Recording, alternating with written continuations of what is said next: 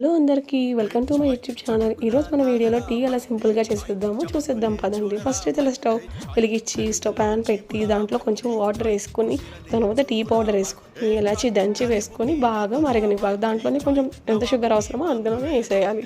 So that మనకి decoction అనేది మంచిగా మరగాలన్నమాట. సో దట్ ఆ టేస్ట్ అనేది బాగా యాడ్ అవుతుంది. సో ఇలా వీడియోలో చూపించినట్టు మంచిగా 5-10 మినిట్స్ బాగా మరగాలి.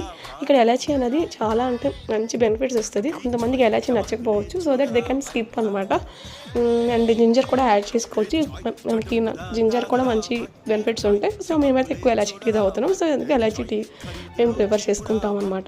సో ఇలా మనకి వీడియోలో చూపించినట్టు బాగా మరిగిన తర్వాత మనం మిల్క్ అయితే వేసేసుకోవాలి.